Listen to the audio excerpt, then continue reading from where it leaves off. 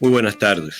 Mi nombre es el Dr. Max Brito. Yo soy profesor de medicina de la Universidad de Illinois, especialista en enfermedades infecciosas. A partir de hoy, seré el nuevo anfitrión de su podcast El Mundo de los Microbios. Gracias. Quiero agradecer al Dr. César Arias, que me acompaña hoy, el haberme dado el privilegio de dirigir este podcast y de llegar a todos ustedes.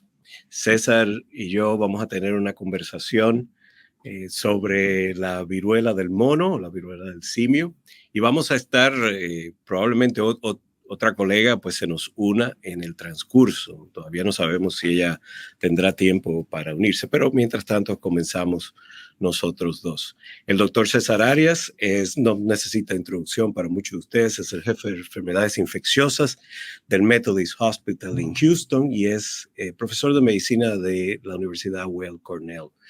César, un honor y un placer. Max, muchísimas gracias. Primero que todo, felicitaciones por tomar este reto y reactivar este podcast para toda nuestra audiencia hispana, particularmente en nuestros países en Latinoamérica. Yo sé que tú tienes la visión, las ganas y las habilidades para tener esto a primer nivel y discutir cosas importantes que afectan a nuestra población. Entonces, muchísimas gracias por la invitación y felicitaciones nuevamente.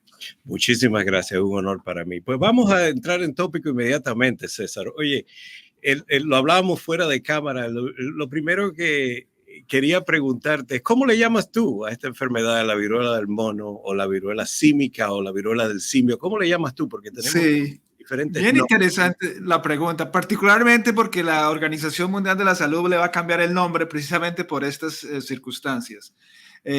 Yo como colombiano he visto y he estado visitando algunos países de Latinoamérica últimamente, le dicen viruela del mono. He oído el término viruela símica, la viruela del simio.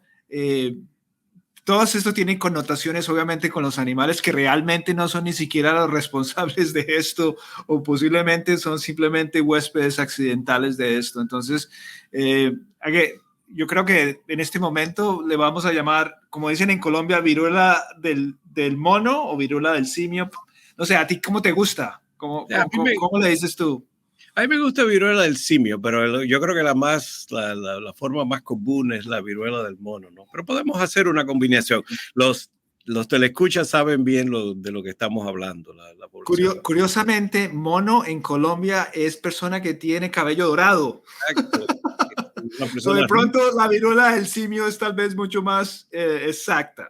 Es verdad, es verdad. Vamos a usar la viruela del simio entonces. Entonces, recordarle también a la audiencia que este podcast es producido por la Sociedad Americana de Microbiología y que pueden acceder a él a través de las redes sociales y a través de los instrumentos de la sociedad. Oye, César, ¿cuál es en lo que se nos une la otra colega? Yo también contestaré las preguntas, no solo de moderador, pero contestaré algunas preguntas. ¿Cuál es la situación actual del brote de la viruela del simio? Dame una perspectiva global y una perspectiva en Estados Unidos. Sí, si tú ves la cantidad de casos que hay en este momento y revisé los datos hoy, por ejemplo, reportan más o menos 64,000 casos en el mundo. El CDC ahora tiene una página que me parece que es producto de esta pandemia, que ahora hace vigilancia de estos casos y en la mayoría de estos casos realmente son reportados aquí en los Estados Unidos con más de 24,000 casos en los Estados Unidos. Pero si tú ves la cantidad de casos en los países de Latinoamérica, muchísimos casos, más de 1,000 casos en Brasil, Colombia, otros países. Esto realmente es algo que nunca nadie lo esperaba. Aunque los casos han ido disminuyendo con un pico hace más o menos un mes, yo pienso que esto continúa diseminándose y es algo que estamos viendo en nuestras prácticas en todos los hospitales en el país, en Estados Unidos, y nuestros colegas en países de Latinoamérica continúan viendo. Y muy probablemente esto no se va a ir del día a otro, es decir, que vamos a tener esto por un periodo prolongado de tiempo. Sí, una pandemia que parece que va a durar un poco, aunque como dicen, los casos han ido descendiendo. Aquí en Estados Unidos, vale destacar para los que nos están oyendo, ya nos presentamos, ¿no? Pero César y yo, aunque somos orgullosamente latinos, pues practicamos en los Estados Unidos. Aquí en los Estados Unidos, los datos sobre raza y etnia de los afectados por la viruela del simio son limitados, pero parece que los latinos y afroamericanos, que no es una sorpresa, ¿no? Están afectados en mayor proporción. ¿Cuál es tu opinión sobre cuáles pueden ser las causas de esas diferencias? Sí, es muy interesante cómo este brote realmente se ha diseminado y en forma importante se ha diseminado entre estos conexiones sexuales o grupos sexuales, particularmente hombres que tienen sexo con hombres. Eh, y como este brote se disemina, obviamente las personas que se ven afectadas fuera de estos networks de personas, son personas que eventualmente están en contacto o tienen que estar a riesgo de contacto con estas personas. Y como pasó en la pandemia, como ha pasado aquí en los Estados Unidos por mucho tiempo, las personas menos favorecidas de esos grupos sociales que tú mencionas son las que menos tienen acceso potencialmente al cuidado médico, a vigilancia, a protecciones, y estas son las personas que eventualmente terminan siendo afectadas en gran cantidad. Obviamente, el sobrelapamiento de la epidemia de VIH con los casos de la viruela del simio aquí en los Estados Unidos es bastante llamativo, y eso indica que las personas que tienen HIV que de hecho ya están, afectan a las poblaciones que no son bien favorecidas, esas poblaciones van a ser afectadas de la misma forma. Tú estudias mucho esto en VIH, ¿qué opinión tienes de eso? Sí, si miras por ejemplo, yo tengo desafortunadamente no podemos mostrar gráficas acá, pero yo tengo una gráfica que muestra los mapas de Chicago, de la ciudad de Chicago, de Cook County, por enfermedad. Y tengo el mapa de la incidencia de VIH, el mapa de la pobreza en Chicago, el mapa de COVID, de los números de la incidencia de COVID, y ahora de la enfermedad de la viruela del simio, y podemos ver, aunque no hay un mapa muy claro de esto porque el número de casos son más pequeños, pero podemos ver que todas estas enfermedades, pues las áreas que están afectadas de la ciudad son las mismas. Son las áreas del oeste y del sur de la ciudad donde viven la mayoría de los latinos, nuestros hermanos latinos y los afroamericanos. Porque esos son, como tú dices, esos son los determinantes sociales de la salud. Es donde está la pobreza, es donde está la falta de información. Y en nuestra población latina están los inmigrantes indocumentados, que es toda otra capa de problemas, ¿no? Porque son personas que no quieren ser identificadas, que tienen miedo a entrar en contacto con el sistema de salud. Y vimos esto en la pandemia del COVID, en donde era muy difícil accesarlos para la vacunación, porque creían que tenían que tener identificación, ID y demás. Cuando no era así, estábamos vacunando a todos. Entonces yo creo que sí. Absolutamente. Yo creo que, como tú dices, todas estas enfermedades pues tienen, los determinantes sociales son los mismos. Es decir, pobreza, desigualdad, y esto se ve reflejado también en la viruela del simio, y aún más, porque entonces tenemos una población, hablabas de los grupos de riesgo, ¿no? Tenemos una población más estigmatizada, que son los latinos que tienen sexo con otros hombres, que absolutamente son más estigmatizados y los afroamericanos, que las poblaciones blancas, por ejemplo, que aceptan un poco más el asunto de la sexualidad. Es decir, que estos factores se juntan para crear este gran problema. César, otra pregunta interesante es sobre los síntomas de esta enfermedad. Para los clínicos que nos escuchan, ¿cuál es la presentación clínica más común en los pacientes afectados de la viruela del simio? Sí. Esto ha sido un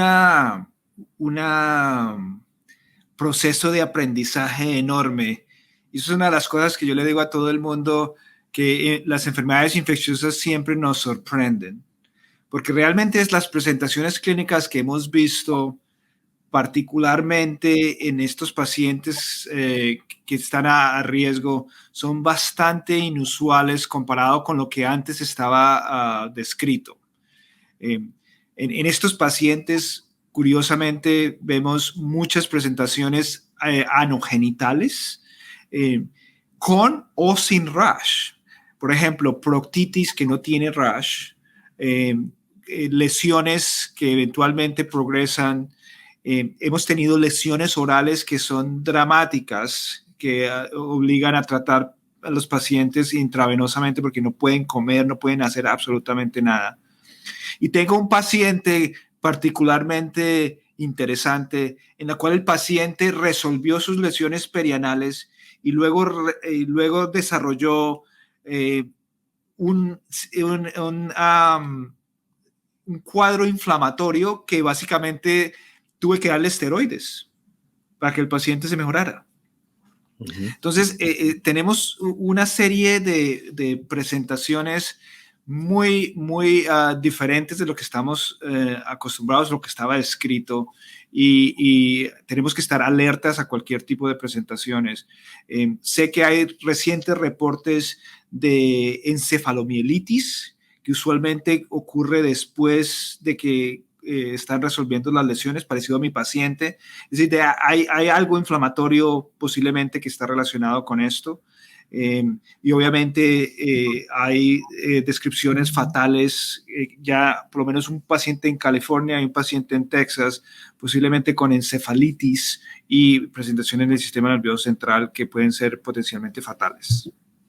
Sí, eso es muy importante destacar, que estas presentaciones atípicas, fuera de la fiebre, la erupción vesicular, las vesículas y la linfadenopatía que presentan los pacientes, hay lesiones, como tú dices, que son sexualmente transmisibles, ¿no? Que son en las áreas, la puerta de entrada, ¿no? Como por ejemplo proctitis en personas que practican sexo anal, problemas de la boca por transmisión del sexo oral y demás.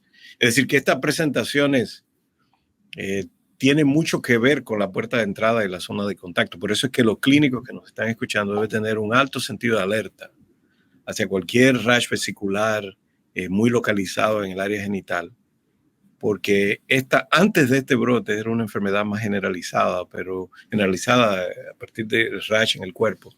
Pero esto parece que están localizadas las lesiones porque hay un elemento de transmisión sexual. Que me lleva a la... Sí, no, dime, te iba a decir precisamente que debido al modo de transmisión de este virus, obviamente está acompañado de otras enfermedades concomitantes que son infecciones de transmisión sexual. Particularmente lo que nosotros hemos visto mucho es concomitantes con sífilis. De hecho, acabo de ver un paciente potencialmente con lesiones orales y con una linfadenopatía necrotizante que fue por sífilis al mismo tiempo. Entonces, todas estas infecciones de transmisión sexual y la gente que ve pacientes en clínicas de transmisión sexual saben muy claramente que estos todos vienen acompañados, que no son solitos. Exacto. Y exacto, es decir, como todas esas enfermedades de transmisión sexual, debemos tener un alto índice de sospecha de otras enfermedades, porque está en el diagnóstico diferencial de herpes, sífilis, además de las enfermedades, todas las enfermedades ulcerativas del tracto genital. Y eso me lleva a la próxima pregunta. ¿Qué crees tú? Yo te daré mi opinión también. ¿Qué crees tú? El monkeypox, la viruela del simio, el brote actual, ¿tú crees que sea una enfermedad de transmisión sexual? ¿O tú crees que simplemente el contacto íntimo entre dos personas pues transmite la enfermedad? Es una pregunta muy interesante. De hecho, el virus se ha detectado en el semen, por ejemplo, en fluidos. Pero no hay real evidencia que la transmisión ha sido por el intercambio de fluidos o por el contacto próximo, como es notorio el modo de transmisión. Pero yo tengo mucha sospecha de que es muy posible que estando el virus en estos fluidos, y como ven, esto lo soporta que ciertos fluidos, por ejemplo, respiratorios, potencialmente pueden transmitir de virus cuando se transmiten en miembros de la misma casa, por ejemplo, y es como niños se han transmitido, hay mucha alta posibilidad de que este virus sea también transmitido sexualmente. De hecho, hay pacientes que no tienen lesiones obvias, por ejemplo, que desarrollan proctitis, etcétera, que han transmitido el virus y muy posiblemente la vía de transmisión es sexual. No sé, ¿tú qué opinas?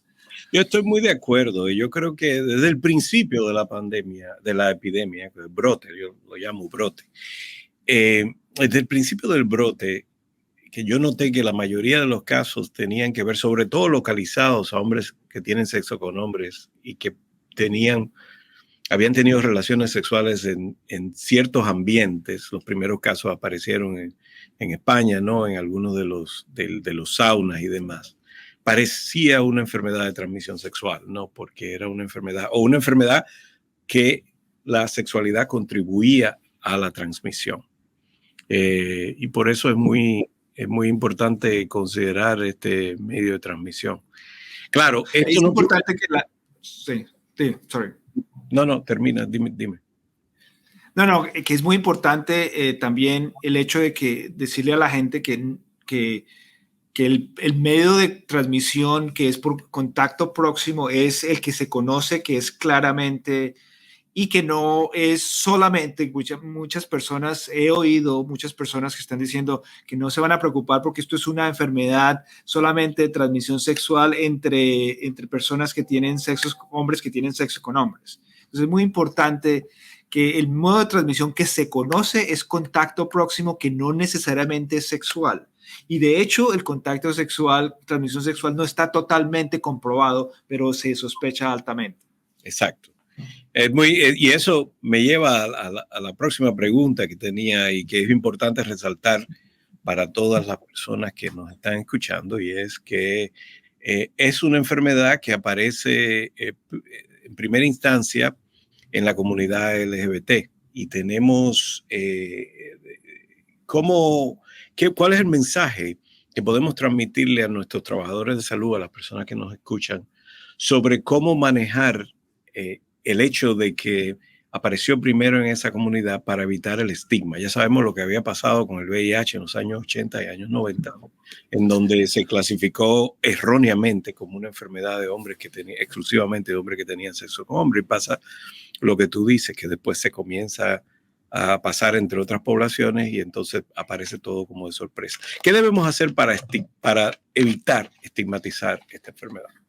Sí, yo creo que en este momento nosotros, los médicos que tratamos este tipo de enfermedades, tenemos que tener una voz muy clara que esto no es una enfermedad que es de ciertas poblaciones. Estas poblaciones terminaron infectadas por muchas razones sociales, pero esta es una infección que le puede dar a cualquier persona, ¿sí? Cualquier persona de color, raza, contacto sexual o orientación sexual, etcétera. Que la transmisión se ha hecho en esos redes sexuales por muchas razones.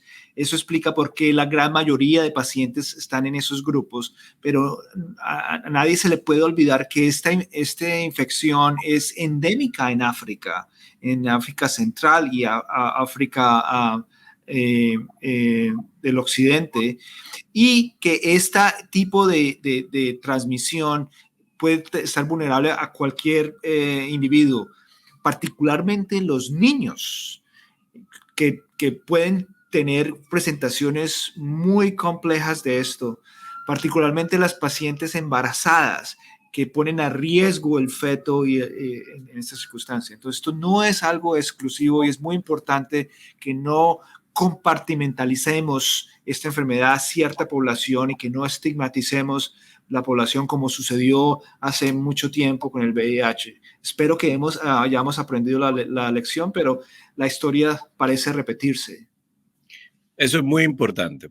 Sobre todo, le tiene que quedar claro a los colegas, a los trabajadores de salud, para que podamos explicarle al público, que me gustó mucho las palabras que usaste de no crear compartimientos, ¿no? Pero, y de que entender de que esto comenzó en redes. Me gustó esa palabra. En redes de personas, como cualquier otra enfermedad, puede comenzar con un grupo específico, porque se transmite en redes, es por contacto íntimo y contacto prolongado. Entonces, tenemos que tener ojo con eso para evitar el estigma. Eso es muy importante. Como una última pregunta, porque ha sido muy, muy interesante esta conversación y podríamos abordar una hora más, pero vamos a discutir el último tópico. ¿Cuán efectiva es la inmunización con que contamos actualmente? ¿Cuán efectivo es vacunarse? ¿Quiénes deben vacunarse? ¿Cuáles son los grupos en el que está recomendado en este momento la vacunación? Sí, es muy importante tener en cuenta en ese momento que tenemos la habilidad, contrario a lo que nos pasó con COVID en las etapas iniciales de la pandemia, que en esa época era el brote y luego se volvió pandemia, que no teníamos absolutamente nada y estábamos haciendo locuras. Aquí tenemos por lo menos herramientas tanto terapéuticas como de prevención, vacunas, para lidiar con este brote. Y me parece que nos hemos quedado un poco atrás en activar todas esas herramientas en forma importante para poder parar este brote rápidamente. Y estamos sufriendo las consecuencias. A pesar de que no tenemos datos clínicos sólidos, por lo menos de desenlaces clínicos claros, tenemos 2 vacunas disponibles y una de ellas, la que se llama Jynneos, que es una vacuna atenuado de vaccinia, del virus de vaccinia virus, es la que se está utilizando por lo menos en los Estados Unidos y en muchas otras partes del mundo, y en este momento con diferentes dosis para tratar de alargar la capacidad de dosis de vacunas que tenemos. Los datos que tenemos serológicos son prometedores y claramente los pacientes que están en contacto, las personas que han tenido riesgo de contacto con estos pacientes, más personajes del laboratorio que pueden estar expuestos, son los que en este momento son más vulnerables y deberían considerar vacunación. La vacuna se puede dar como profilaxis después de una exposición, y esa es en la forma en la cual se está diseminando la aplicación de esta vacuna, particularmente cuando hay documentada la exposición. Obviamente, pacientes que están vulnerables con algún tipo de inmunosupresión y este tipo, además de las vacunas, hay otros tipos de herramientas que podemos utilizar. Muy importante entender eso. Tenemos armas terapéuticas para tratar de impedir o disminuir la propagación de este brote. Es muy importante también destacar y felicitar a la comunidad gay el grado de respuesta a la vacunación. Es decir, se ha movilizado enormemente. Nosotros tenemos campañas de vacunación acá en Chicago, en donde hay líneas y líneas de personas, no solamente vacunándose ellos, pero queriendo ser voluntarios para tratar de subyugar el brote en la comunidad. Entonces, una felicitación a la comunidad gay por esa movilización. Oye, César, qué bueno ha sido conversar contigo. Como siempre, un placer, un honor compartir contigo. Muchísimas gracias por invitarme a moderar este podcast. Quiero invitar a las personas que nos escuchan a suscribirse en el podcast en el lugar favorito donde bajan o descargan podcast, El Mundo de los Microbios. Estaré tratando de llevarles entrevistas más interesantes con personas. Algunos días hablaremos de personas interesantes y le hablaremos también no solamente de sus vidas, pero de su ciencia. Y espero poder satisfacerlos de ese modo. Muchas gracias al doctor César Arias. quien es profesor de medicina de Weill Cornell y es el jefe de enfermedades infecciosas del Methodist Hospital en Houston. ¿Alguna otra cosa, César, para cerrar? No, Max, gracias. Me acabo ya de suscribir. Voy a estarte oyendo todo el tiempo. Voy a recomendar que todo el mundo se suscriba, particularmente nuestra comunidad latina, a este podcast en español. Y que estoy absolutamente seguro que vas a estar tocando temas como este, muy importantes, que tienen mucha influencia en la salud, no solamente en nuestra población, pero sino en todo el mundo. Muchísimas gracias por la invitación. Absolutamente, gracias a ti por tu presencia. Gracias. Buenas tardes.